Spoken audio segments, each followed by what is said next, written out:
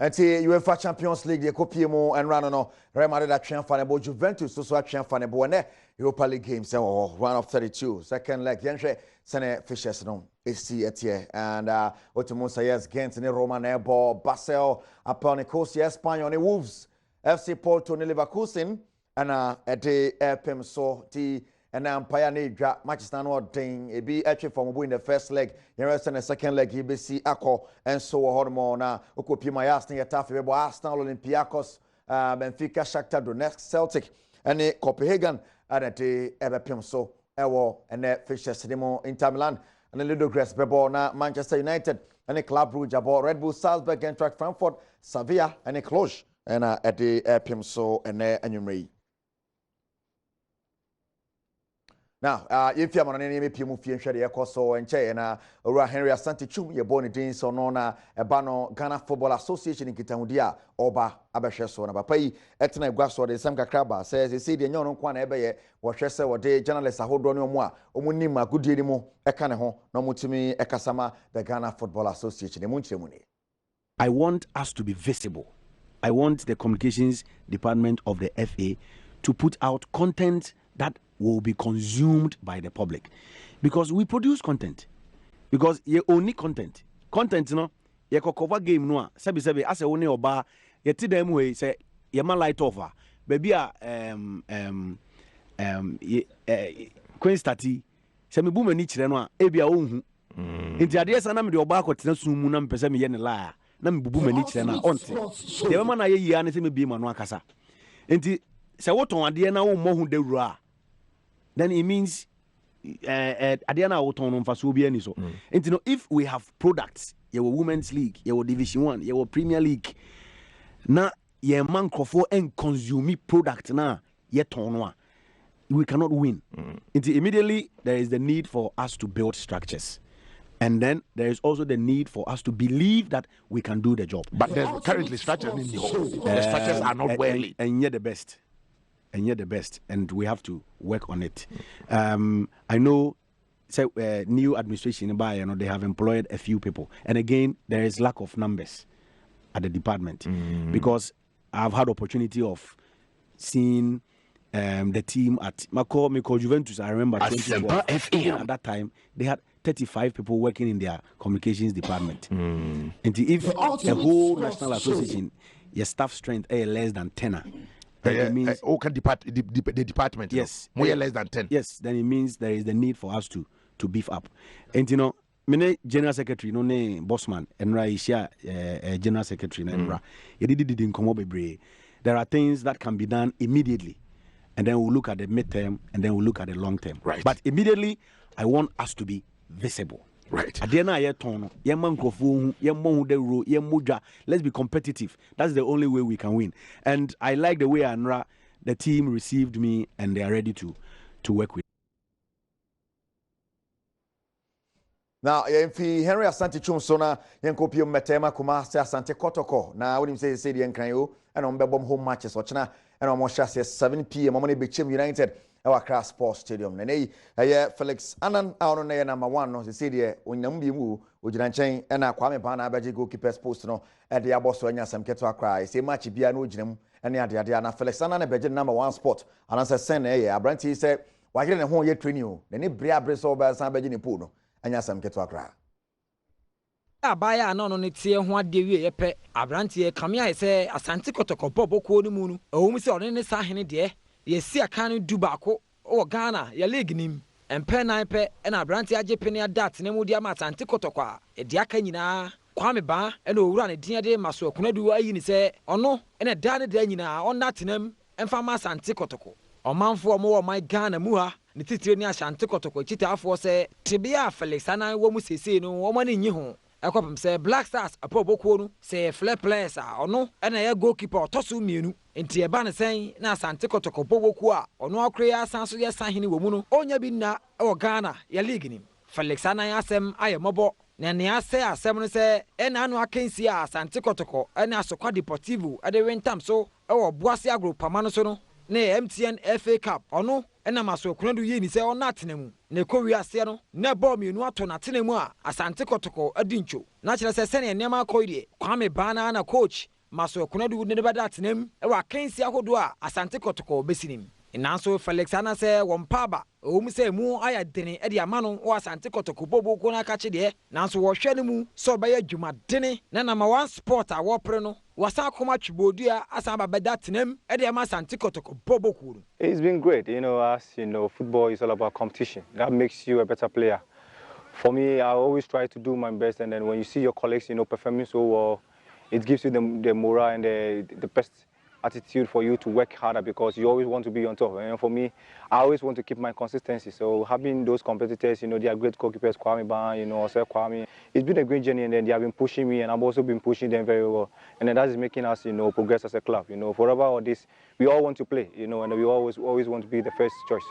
But for them pushing us, it's always great for a competition in this club because this club is a great club, and then we need everybody on board. So it's been a great competition, and then it's fair and smooth. The friendship is very great because we all want one success for this club. So it's been great, with the competition. One player can't play all the games, we have to rotate sometimes. So we are together, and then we are going to work very hard so that hopefully at the end of the season we get our target. All right, Felix Sanan ordinance sama to Jano Yenfi Metema ne mepi mu kranhwe ye koso akra so folks so akachi arante ba kwa ene obo Avahime Drogba na hasefo ina boje so Kofi Koji na oguso bodwuma ne ade a wabo 5 goals so far 2 assists ede ma heart of folk na ene wo den sem kakra ba tu dwase ne bre abre na opese o ma ne homne so no enye easy kra Avahime ni. Back to Nete. Nete goes to Koji again. He goes into the box. What a goal from Kofi Koji!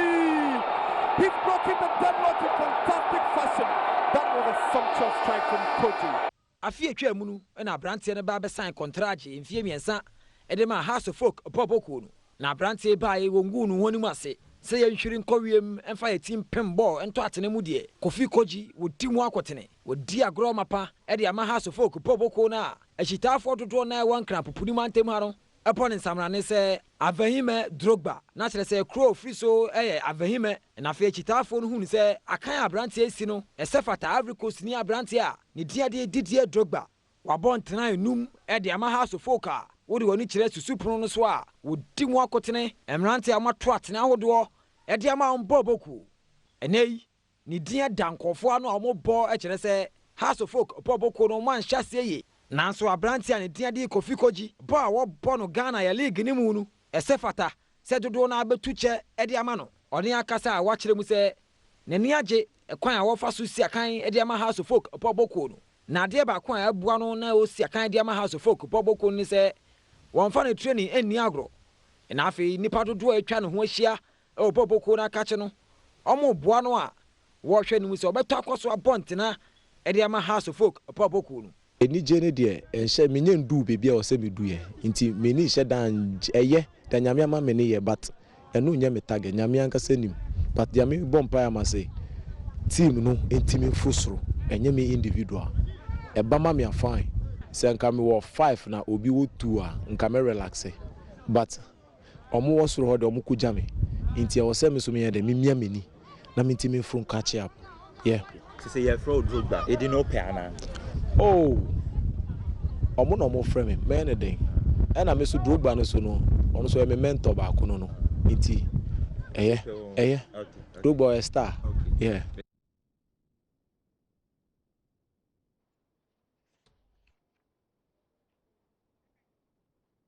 All right, Avahime Drogba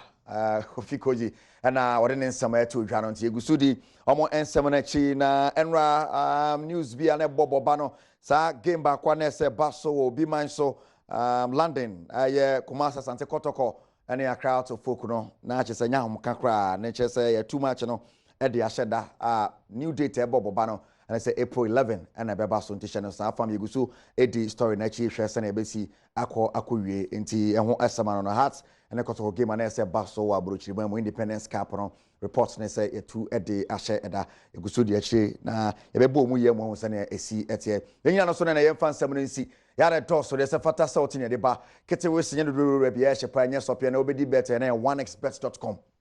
1xbet.com yes and match say cause you dey biensan for bi de one Ghana crowd to so a o ka na wato nti nyeja an crowd match bo timi say mu da ho say na Inter Milan game is I mu da ho ti no de aguso na akọ anim o twene e say de nya you is amanfo agya saka wa ye we na to ba be diska 1xbet.com yes o timi da sabra fa akọ wa keke ba 1xbet.com ho e na wudi anom do sika e ma so na power specialist eba clinic omo cream on opa ya yade ensem no ede ebre wo na mpacho hospital ya gidin pa na hepatitis B de omo tenete kra na award ahodo omo agyenye easy omo na de jirikajiri male vitality abadwaman so ma che so ye bema na akohye dan mu ho a usi meme wo Ghana nyina nan mu tingogu ye nim ase wote ase watompa 3 years ni mpa no nkasa wotena so a mpa no gina ho printing hey bra dabi you are waiting for animals to eat wodwa mu adi ese wotena mpa no so na ide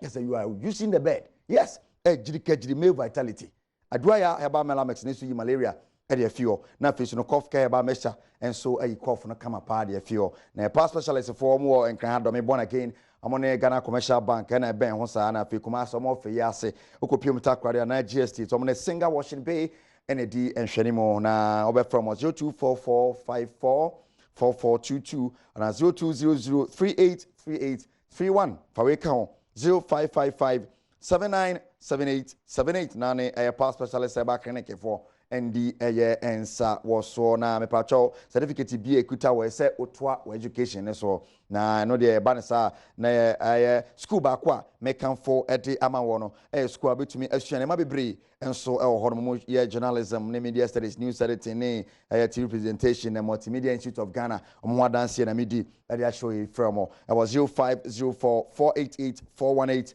and 0244488418 wait me we account 0235 488 418 Multimedia Institute of Ghana was say we discover talent in Tikwambia so trebe omona bibia person so na fa na multimedia on say camera ne hwan nyina no wait imagine TV so cry your say ya na Multimedia Institute of Ghana Sejo Manocho me producer wan fa na kasa nka kejua ne hwan haram kejua na kasa ne Erica Siedu Buedi in Shenyumre